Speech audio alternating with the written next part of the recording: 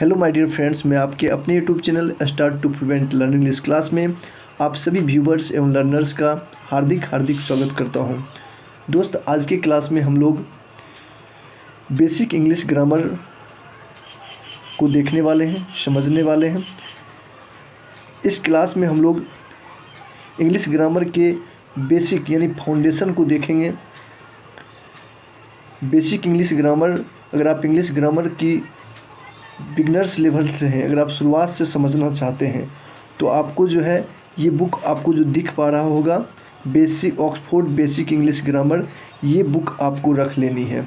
क्योंकि ये बुक जो है आपको हर एक एक्सरसाइज सिस्टमेटिक ढंग से इसमें दिया हुआ है, जिससे कि आप इस बुक के सारे एक्सरसाइज को अगर समझ लेते हैं तो आप बेसिक अच्छी तरह से आपको पकड़ हो जाएगी।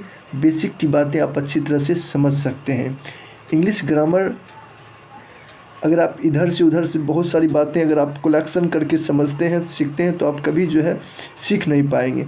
लेकिन अगर आप बेसिक से कहीं एडवांस लेवल तक जाते हैं तो आपको इंग्लिश ग्रामर की एक अच्छी तरह से पकड़ हो जाएगी। हम लोग कभी एडवांस की बातें सीख लेते हैं तो कभी बेसिक की बातें सीख लेते हैं, जिसके कारण इंग्लिश ग्रामर की बातों को हम लोग समझ नहीं पाते हैं। अगर हम लोग बेसिक इंग्लिश ग्रामर की चीज़ों को अच्छी तरह से समझ लें तो हम आसानी पूर्वक जो है किसी भी कॉम्पिटिटिव एग्ज़ाम हो या फिर एकेडमिक एग्ज़ाम हो, आसानी से फेस कर सकते हैं। तो हम बता दें आपको कि इनको जो है, इस बुक को जो है प्रोफेसर आर के सिन्हा जी ने लिखे हैं और बहुत ही अच्छी तरह से जो है इसमें सिस्टमेटिक ढंग से एक्सरसाइज बनाए हैं। अगर आप लोग जानते होंगे तो आप लोग जानते होंगे कि ये किताब जो है बहुत वर्षों से जो है विद्यार्थी के लिए उपलब्ध है, जो कि हर एक विद्यार्थी इसको पढ़ते तो हैं लेकिन इन सारी बातों को जो है याद नहीं रख पाते हैं। हम बता दें आपको कि ये 27 एक्सरसाइज तक इसमें दिया हुआ है और ये बहुत ही अच्छा बुक है, क्योंकि इस बुक से जो है आप आसानी पूर्वक जो है बेसिक चीज़ों को समझ पाते हैं और कम से कम समय में जो है आप इस सारे एक्सरसाइज को आप छोटी छोटी बात में जो है दिया गया है, जिससे आप आसानी से समझ पाएंगे और फिर आप एडवांस लेवल तक के ग्रामर को आप आसानी पूर्वक समझ सकते हैं। तो हम लोग इसी बुक के आधार पर चलेंगे। अगर आपके पास बुक नहीं है तो आप निश्चित रूप से इसको खरीद लें और पढ़ें। अगर आप नहीं समझ पा रहे हैं तो मेरे द्वारा जो वीडियो बनाई जाएगी उसको आप अच्छी तरह से समझें, सुने। अगर आपको उसमें दिक्कतें होती है तो आप निश्चित रूप से मेरे चैनल पर आप आकर के यहाँ पर कमेंट कर सकते हैं, जिसमें आपको दिक्कतें होगी उसको मैं रिप्लाई करके सॉल्यूशन करने की कोशिश करूँगा। तो चलिए, यहाँ तक तो थी इसकी बातें। अब मैं जो क्लास यहाँ पर शुरू करने वाला हूँ उसका नाम है modern classification of the noun, क्योंकि अभी तक हम लोगों ने काइंड्स ऑफ द नाउन तक की जो बातें जो है इसी किताब के माध्यम से मैं आपको बता चुका हूँ, समझा चुका हूँ। और आज जो है हम लोग modern classification of the noun की बातें इस अध्याय, इस किताब के ज़रिए हम लोग समझेंगे। तो modern classification of the noun अर्थात नाउन को आधुनिक वर्गीकरण के आधार पर नाउन को कितने भागों में बांटा गया है, यहाँ से हम लोग शुरुआत करेंगे। इससे पहले हम लोगों ने मॉडर्न के एंशिएंट मतलब नाउन के एंशिएंट इंग्लिश ग्रामर के अनुसार हमने पढ़ चुका था कि नाउन के 5 भेद होते हैं, जिसको मैंने अच्छी तरह से आपको पिछले की वीडियो क्लास में बताया है। इसमें एक्सरसाइज भी दिया गया है जिसको आप बना सकते हैं। अगर आप बिगनर्स लेवल से शुरुआत कर रहे हैं, जो भी बच्चे हैं, आप आसानी पूर्वक बना करके आप अपने में कॉन्फिडेंस लेवल ला सकते हैं। तो अभी जो है हम लोग इस अध्याय को देखेंगे।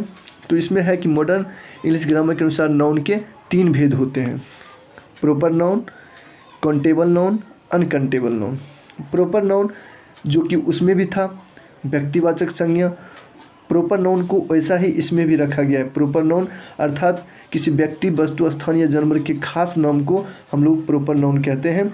ए proper noun is the name of particular person, animal, place और थिंग। तो इस प्रकार से वहाँ पर परिभाषा दिया गया था और इसको हमने आसानी पूर्वक उसके उदाहरण से भी प्रॉपर नाउन को समझा था। उसी प्रकार से अभी हम लोग काउंटेबल नाउन को समझेंगे। काउंटेबल नाउन क्या होती है? काउंटेबल नाउन का मतलब होता है गणनीय संज्ञा।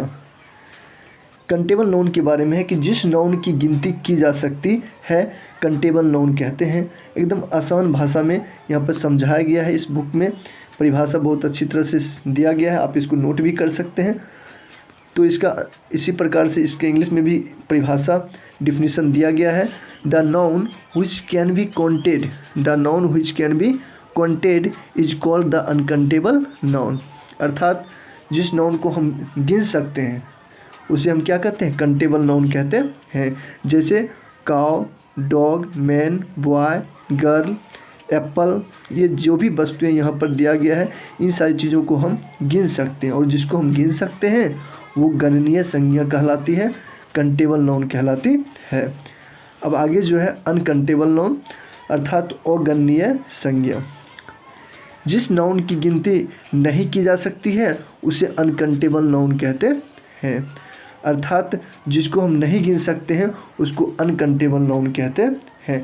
The noun which can not be counted, the noun which can not be counted, which can not be counted अर्थात जिसको नहीं गिना जा सकता है उसे क्या कहते हैं, अनकाउंटेबल नाउन कहते हैं। जैसा कि यहाँ पे एग्जांपल दिया गया है, वाटर, वेल, मिल्क, वेल का मतलब होता है तेल, हनी, शहद, इन सारी चीज़ों को हम लोग नहीं गिन सकते हैं, और कहीं ना कहीं ये सारी चीज़ क्या है, नाउन है, और इसको हम कहेंगे अनकाउंटेबल नाउन।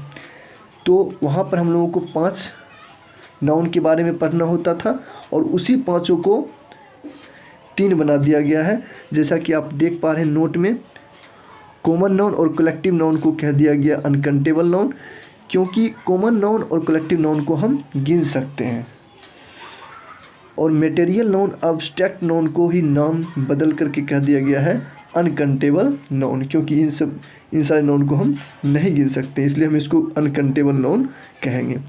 तो आप समझ गए होंगे material noun, abstract noun. Material noun, abstract noun के समूह में जो भी आते थे वो अनकाउंटेबल नाउन हो गए, और कॉमन नाउन और कलेक्टिव नाउन के समूह में जो आते थे वो हो गए काउंटेबल नाउन। तो इसी आधार पर जो है modern classification of the noun किया गया, और इसी के ज़रिए जो है ये नया चैप्टर बन करके आया। तो इस प्रकार से हमने नाउन के तीनों भाग के बारे में पढ़ लिए।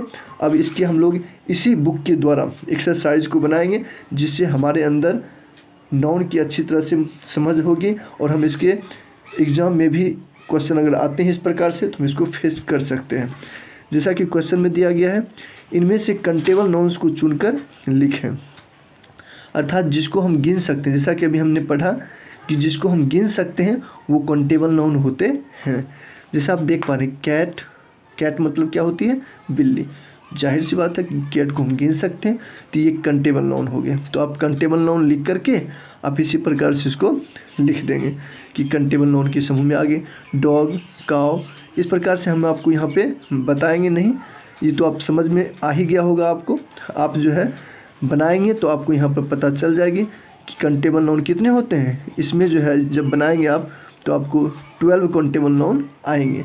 अगर आपको 12 आता है तो आप समझ लीजिए कि आप समझ चुके हैं, आपका सही है। अगर आपका 12 नहीं होता है तो कहीं ना कहीं आप गलत किए हैं, तो उसको आप अपने से जांच कर सकते हैं।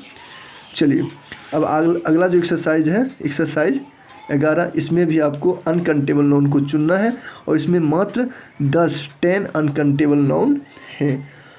अगर आपको समझ में आया होगा तो आप निश्चित रूप से जो है इसको बना करके आप अपने कॉन्फिडेंस लेवल को ऊंचा स्तर तक ले जा सकते हैं। तो इसी प्रकार से बेसिक से अगर आप धीरे धीरे बनाएंगे तो आपको अच्छी तरह से जो है इंग्लिश ग्रामर पर पकड़ बनेगी। तो चलिए इसी के साथ हम अपनी वाणी को वाइंड अप करते हैं, फिर मिलते हैं अगले क्लास में अगले टॉपिक के साथ। So thank you very much, all the best, have a nice day.